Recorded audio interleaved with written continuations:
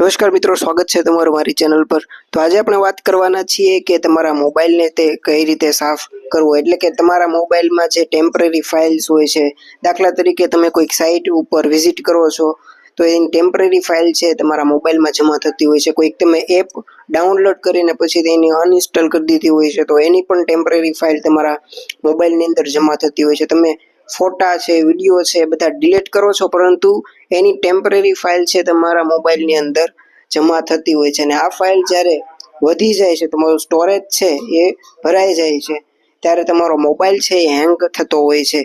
ક્યારેક ક્યારેક ઓટોમેટિક છે એ સ્વિચ ઓફ થઈ જાય છે, બંધ થઈ જાય છે, અથવા તો એની સ્પીડ છે એ બહુ ધીમી થઈ જતી હોય છે। તમે કોઈક એપ ઉપર આમ ક્લિક કરો તો પણ એ એપ છે એ બહુ મોડેથી ચોંટતી છે એ ઓપન થતી હોય છે। તો આવું કઈ રીતે થાય છે? તો કે આવું તમારા મોબાઈલમાં ટેમ્પરરી ફાઇલની રીતે થાય છે, અથવા તો સ્ટોરેજ વધી ગયું હોય છે એના કારણે પણ આ બધું થતું હોય। તો આજે હું તમને જણાવીશ કે કઈ રીતે તમે છે તમારો મોબાઈલ એકદમ ક્લીન અને તમારું સ્ટોરેજ છે એ વધારી શકો છો અને મોબાઈલની સ્પીડ છે એ વધારી શકો છો। આ ઉપરાંત તમારા મોબાઈલમાં કોઈ વાયરસ તો નથી ને, તે પણ તમે ચેક કરી શકો છો અને તમારા મોબાઈલની કાર્યક્ષમતા છે એ વધારી શકો છો।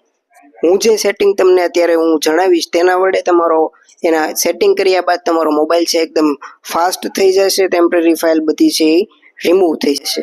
તો અત્યારે હું આપણી મોબાઈલની સ્ક્રીન રેકોર્ડિંગ ઉપર આવી ગયા છે। સૌથી પહેલા તમારે ફોન મેનેજર નામનું એક એપ આવે છે એ ખોલવાનું છે। જો એ એપ તમારા મોબાઈલમાં ન હોય તો તમે પ્લે સ્ટોરની અંદરથી ડાઉનલોડ કરી શકો છો।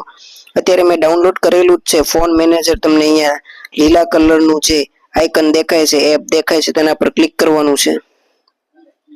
તેના પર ક્લિક કરશો એટલે તમારી સામે આ પ્રકારનું ઇન્ટરફેસ આવશે। સૌથી પહેલા અહીંયા ક્લીન અપ સ્ટોરેજ લખેલું છે, વાયરસ એન્ડ રિસ્ક લખેલું છે, એપ મેનેજમેન્ટ લખેલું છે, સિસ્ટમ બૂસ્ટ એટલે કે કાર્યક્ષમતા વધારવા માટેનો ઓપ્શન છે। 4 ઓપ્શન તમને અહીંયા જોવા મળે છે, ઠીક છે। તો સૌથી પહેલા આપણે એક પછી એક ઓપ્શન ઉપર જઈએ અને એમાં સેટિંગ કરીએ। સૌથી પહેલા આપણે ક્લીન અપ સ્ટોરેજ અહીંયા તમારે જવાનું છે। ક્લીન અપ સ્ટોરેજ ઉપર ગયા બાદ તમારે અહીંયા થોડીક 2-3 મિનિટ છે વેઇટ કરવાની છે અને આ પ્રકારનું લીલું બટન છે આવી જાય છે, ત્યારબાદ તમારે ક્લીન કરી દેવાનું છે।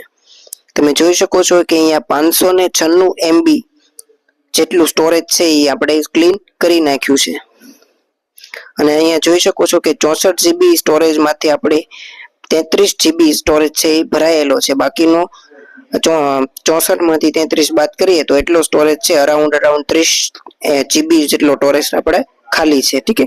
અહીંયા તો આ પહેલો સ્ટેપ તમારો પૂરો થઈ ગયો છે। અહીંયા તમે જોઈ શકો છો કે આ ક્લીન અપ સ્ટોરેજ નું જે પેલા લાલ કલરનું જે એલર્ટ આવતો હતો એ બંધ થઈ ગયો છે, તમારો સ્ટોરેજ છે એ ફ્રી થઈ ગયો છે। ત્યારબાદ આપણે જોઈએ કે આપણા મોબાઈલમાં વાયરસ કે રિસ્ક તો નથી ને, તો તે જાણવા માટે તમારે અહીંયા બીજો ઓપ્શન વાયરસ એન્ડ રિસ્ક ઉપર ક્લિક કરવાનું છે। તેના ઉપર ક્લિક કરશો એટલે અહીંયા લખેલું છે સ્કેન અગેન, તમારે સ્કેન કરવાનું છે।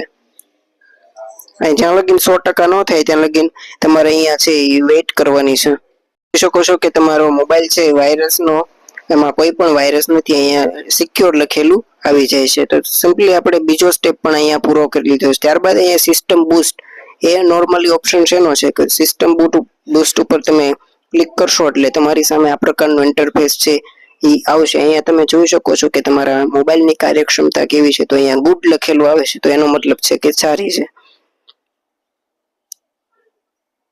ત્યારબાદ આપણે ચોથો ઓપ્શન છે એપ મેનેજમેન્ટ। તમે નીચે લાલ કલરમાં જોઈ શકો છો 9 અપડેટ્સ અવેલેબલ લખેલું આવ્યું છે।